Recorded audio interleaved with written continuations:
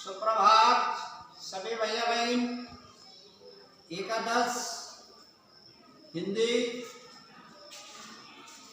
समूह माने ग्रुप में आपका स्वागत है सभी भैया बहनों का।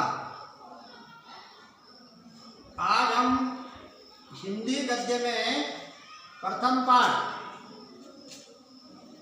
मुंशी प्रेमचंद जी के द्वारा लिखित कहानी का सार आपको मैं बताऊंगा। नमक का दारोगा, जिसके लेखक है मुंशी प्रेमचंद। पाठ का नाम है नमक का दारोगा। तो इस पाठ के मैं आपको विशेषता बताता हूँ सार संक्षेप में। बाद में आपको प्रश्न उत्तर भेजे जाएंगे, तो ऑनलाइन के माध्यम से वो आपको करना है। नमक का दारोगा नामक पाठ है। दारोगा का मतलब होता है थानेदार। इस पाठ की विशेषता, इसमें जो पात्र है, इसमें जो है मुख्य रूप से 3 पात्र हैं। पहला पात्र इसमें है वंशीधर, मुंशी वंशीधर, जो एक ईमानदार युवक है।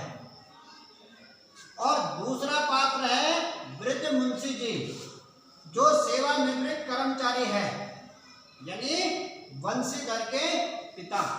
और तीसरा जो पात्र है पंडित तलोपीदीन, जो दातागंज के प्रसिद्ध और प्रतिष्ठित क्या है व्यक्ति है, वह जमींदार है। जमींदार का मतलब जानते हो?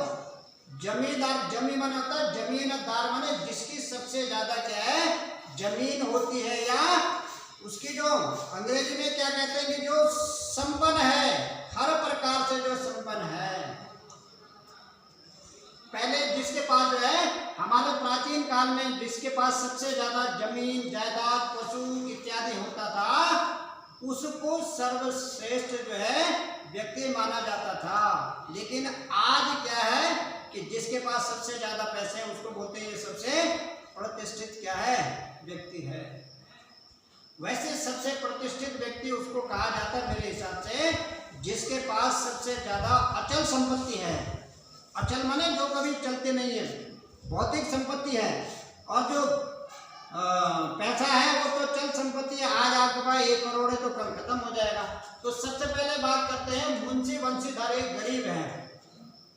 पढ़ाई लिखाई करने के बाद जो है मुंशी वंशीधर जो है नौकरी की तलाश में जब जाते हैं, तो उन्हें जो है एक नमक विभाग में जो है दारोगा की नौकरी मिल जाती है।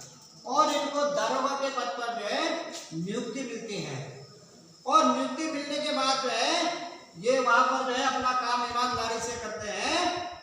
और जितने भी जो है उस विभाग में जो अधिकारी है, उन अधिकारियों की नजर में ये जो है बड़े अच्छे व्यक्ति क्या है साबित हो जाते हैं, ईमानदारी से अपना काम करते हैं।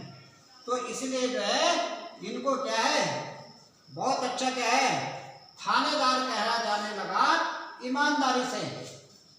और उसके बाद क्या होता है कि जब इनकी नौकरी लगी, तो नौकरी जाने से पहले जो है इनके जो पिता वृद्ध मुंशी जी, उन्होंने जो है अपने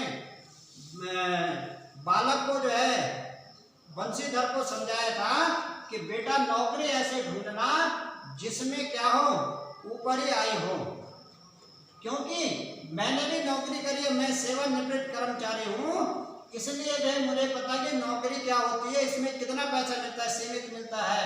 इन्होंने कहा कि ऐसी नौकरी ढूंढना जिसमें ऊपरी आय हो, मतलब वेतन के अतिरिक्त जिसमें आय हो। और जो वेतन मिलता है वो क्या होता है पूर्णमासी का चांद की तरह है। जैसे पूर्णमासी का चांद निकलता है, पूर्णिमा होती है, दूसरे दिन से फिर क्या है चांद क्या है समाप्त हो जाता है। उसी तरह से मासिक वेतन होता है। उन्होंने कहा था कि कहने का मतलब अच्छी नौकरी ढूंढना जिसमें ऊपर ही आय हो। तो जैसे ये नौकरी के पद पर वहां लगे, तो इनको जो है फिर क्या है एक दिन इनके साथ एक घटना घटी कि ये जो दातागंज के प्रतिष्ठित जो क्या थे पंडित तलोपीदीन थे, ये क्या करते थे, ये जो है नमक जो विभाग था, उस विभाग में इनके पास क्या था, इसका दबदबा था। ये रात को नमक की तस्करी करता था।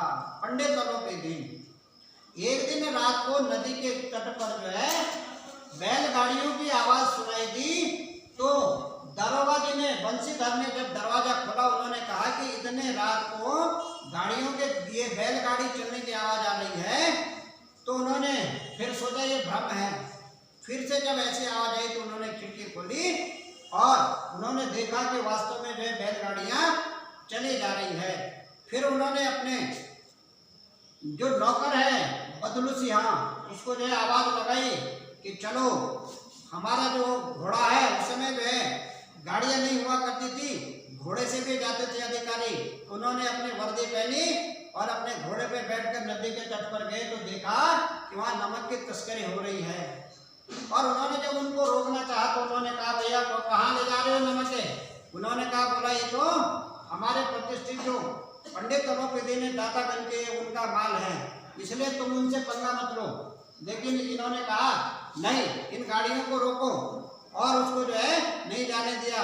फिर पंडित तलोपीदी ने वहां पर आता है, फिर इन दोनों में जो है बहुत बहस होती है। फिर ये उसको लालच देता है बंसीधर को, दातागंज का जो है अलोपीदी ने। फिर जो है बंसीधर कहता है नहीं, अपनी ईमानदारी को बिल्कुल मैं बिकने नहीं दूंगा। इसलिए उसने कहा जितना पैसा है उतना पैसा ले लो। उन्होंने कहा नहीं, बोला 10, 20, 30, 40, 50, बोला 50 का 50 लाख में नहीं। उसके बाद उन्होंने पंडित तलोपीदी को हथकड़ियां पहनाई और फिर इनका मुकदमा चलता है। तो पंडित तलोपीदी जो है बड़ा वो क्या था, रिश्वतखोर व्यक्ति था। इसने सारे इससे पहले जो दरोगा थे वो सब बिके हुए थे, ठीक है। और जैसे इनका मुकदमा वहां जाता है तो बड़े बड़े वकीलों की फौज की जाती है अदालत में खड़ी, और ये पंडित तलोपीदी जो है मुकदमा जीत जाता है। बंसीधर क्या है, हार जाता है। और जितने भी वो क्या वहां के कर्मचारी थे, सबने बंसीधर के खिलाफ क्या है गवाही दी कि गलती इनकी, इन्होंने एक ईमानदार आदमी को पकड़ा है, ठीक है। और बंसीधर को जो है सब लोगों ने कहा कि पंडित तलोपीदी तो ईमानदार व्यक्ति है, गलती क्या है दरोगा जी की है, इसलिए दरोगा जी को क्या है समझ करके काम करना चाहिए। और अदालत ने कहा कि आपको चेतावनी दी जाती है, पहली बार आपको क्षमा किया जाता है, इसलिए जो है आप भविष्य में सावधान रहें। तो एक दिन अचानक जो है शाम के समय यही पंडित तलोपीदी अपना सवेरा रथ लेकर के बंसीधर के घर जाता है, दरोगा जी के घर जाता है। और दरोगा जी समझते हैं कि ये मुझे जो है फिर से ताना मारने आया है। तो वो कहते हैं कि आज मैं किसी और उद्देश्य से आया हूँ। उन्होंने कहा कि ये जो है स्टाम्प पेपर है, इस स्टाम्प पेपर पर अपना दस्तखत कर दो। और मैंने इसमें जो शर्तें लिखी है, उन्होंने कहा क्या शर्त लिखी है? उन्होंने कहा मैं आपको आज से अपने मेरी जमीन जायदाद है उसका स्थायी मैनेजर नियुक्त करता हूँ कि आज तक जितने भी मेरे साथ कर्मचारी रहे सबने मुझे लूटा है, सब भ्रष्ट थे।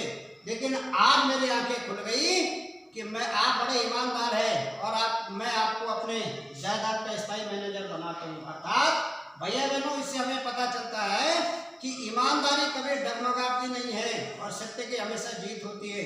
इसलिए जो है जो लोग क्या है बंसीधर के ऊपर जो है उंगली उठा रहे थे, आज उन्हीं की गर्दन झुक गई। और लोगों ने जो है बंसीधर को गलत समझा था पहले, लेकिन बाद में उन्होंने कहा कि दरोगा जी ईमानदार निकले, इसलिए सत्य की हमेशा क्या है विजय होती है। इसलिए इस पाठ में, इस नमक के दरोगा के पाठ का सारांश इस प्रकार से है। शेष प्रश्न उत्तर आपको भेजे जाएंगे। धन्यवाद।